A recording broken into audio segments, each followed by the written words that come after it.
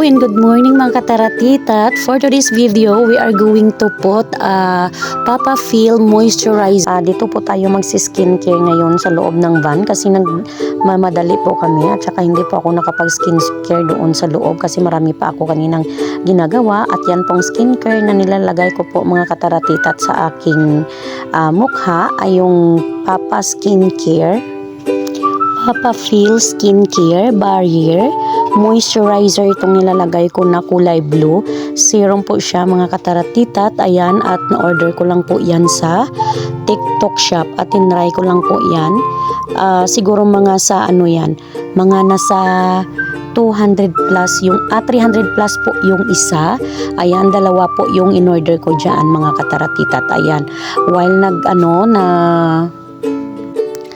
umandar yung sasakyan, tayo po ay maglalagay ng skincare dahil wala na po tayong time kaninang maglagay ng skincare dahil marami po akong ginawa kanina sa loob mga kataratitat.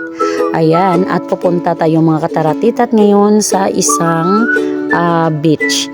Yung beach na pupuntahan pala namin mga kataratitat, see you sa next naman na upload ng video ko dahil yung beach na pupunta namin hindi namin alam kung saan ayon. Ayan, kaya Google Map na lang natin yun mga kataratitat. At ito naman ang next na ilalagay ko mga kataratitat is Papa Feel Anti-Aging naman iyan. Tapos maganda yan mga kataratitat, yung Papa Feel Anti-Aging. Kasi ilang bisis ko nang nilagay yan at ang ganda yan sa sa balat mga kataratitat. Tsaka hindi siya kasi ako mga kataratitat is yung skin ko is napaka-sensitive. Kapag hindi yun hiyang sa mga ganyan is magkakaroon po ako ng mga tigyawat. Ayan, lalabas talaga yung marami kong tigyawat. Yan ay 3 days ko nang nilalagay at saka wala talagang kahit isa o maliit na tigyawat na lumabas sa aking skin mga kataratitat.